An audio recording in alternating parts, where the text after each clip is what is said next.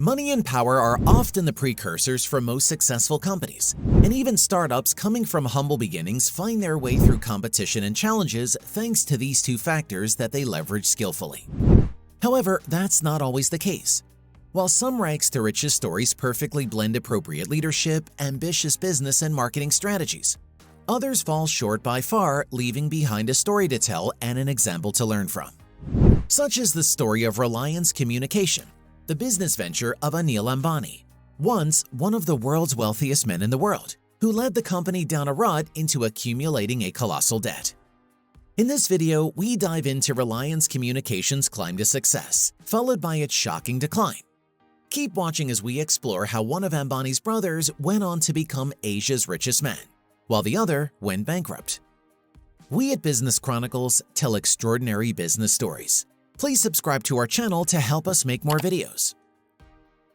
The story of Reliance Communications presents a classic story of a transition from riches to rags, a story not often told in the corporate world.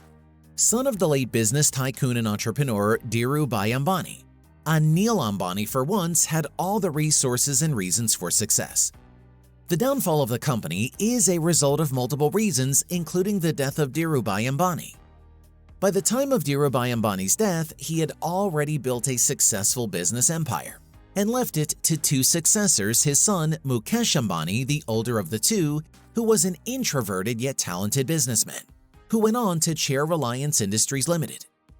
Anil Ambani, on the other hand, was outgoing and managed public affairs of the company, skillfully often collaborating in the limelight with television personalities, Bollywood stars, and other business and political figures. Reliance Communications was established in 2002 as Reliance Infocom, a telecommunications service offering free unlimited incoming calls. At the time of his death, what Dhirubhai failed to do was fairly divide his properties and businesses among his children. This created a bit of bickering among the two brothers as to who would inherit which parts of the business. With the intervention of their mother Kokila Dhirubhai, Mukesh and Anil agreed to take ownership of the various companies such that some of the older businesses went to Mukesh and newer and growing companies like Reliance Communications were entrusted to Anil. The agreement also required that neither of the brothers would enter the fields of the other for the next decade, an agreement to stay out of the way of the other brother in terms of competition, which ultimately proved counterproductive. By 2008, Anil Ambani had already placed himself among the most influential businessmen in India, and it seemed like he was well on his way to an industry-defining career. He was even named by Forbes as the sixth richest person in the world with a whopping net worth of over $40 billion. Ambitious, Anil Ambani expanded into other industries like entertainment, power generation, financial services, and telecommunication. Reliance Power, one of Anil Ambani's businesses, was especially promising. Upon its initial public offering in 2008, all of the company's shares were either claimed, sold, or demanded within a minute of issuance. In the telecommunication industry, Anil was making waves with his Reliance Communications towards the end of the 2000s. He was quick to adapt to global trends in the industry, like incorporating 3G technology. You might think that the downfall of the company was inevitable. Anil's company was initially built on a technology in the telecommunication industry that was less popular called CDMA. With the introduction of 4G, Reliance Communications failed to adapt to the new technology, which GSM-based counterparts were quite prompt at incorporating. As they began to realize the importance of GSM, the company heavily invested on making the transition into the new technology. Needless to say, a lot was lost to debt in the process. The most fatal blow to Reliance Communications, however, didn't come from some sinister international new trendsetter entering the market, but from Anil's own brother, Mukesh Ambani. With the end of the 10-year-long agreement, Mukesh Ambani had no reason to hold back anymore from an industry as promising as telecommunication. His moves were phenomenal when he aptly entered the industry in 2017 with the 4G technology as Reliance Jio, to eventually become India's most subscribed mobile network operator. Reliance Jio, compared to Reliance Communications, garnered massive attention for providing free voice calls and data facilities, a significant win over other competitors. It was around this time that Anil Ambani had a lot of things turned sideways for him.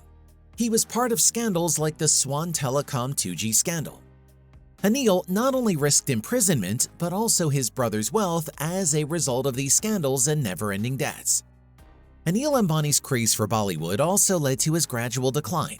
He invested heavily in purchasing multiplexes across the country, which only ended up adding to his debt. What followed was a hopeless struggle to remain and a gradual decline of the company that once had all the potential to succeed.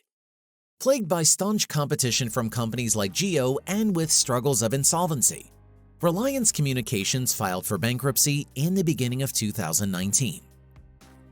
Towards its final years, RCom had some of the worst performing stocks in the market, sometimes losing almost half of their value in a matter of months. The company's debts continued to accumulate in terms of bank borrowings, bondholder liabilities, and DOT spectrum liabilities.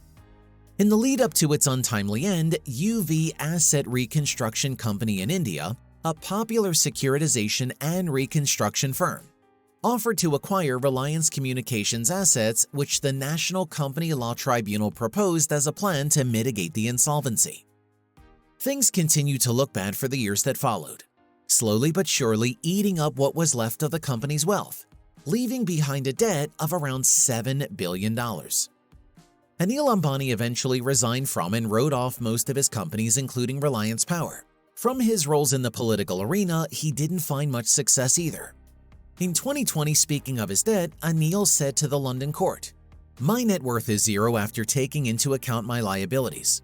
In summary, I do not hold any meaningful assets which can be liquidated for the purposes of these proceedings."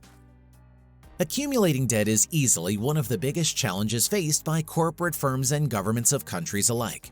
The ruthless and unforgiving nature of the telecommunication industry in India is enough for a company to spell destruction, and fierce competition, economic stability, poor management, and lack of funds only add to it. Anil Ambani's love for the limelight, investment decisions, flashy lifestyle, and impulsive nature led to his ultimate downfall. He ended up seeking legal discourse not just for disputes with his brother, but also with the Indian government. These factors contributed to Reliance Communications plummeting to its fateful end. We've come to the end of this video. Don't forget to hit like and subscribe to the channel for more videos like this. Thank you for watching, and we'll see you on the next one.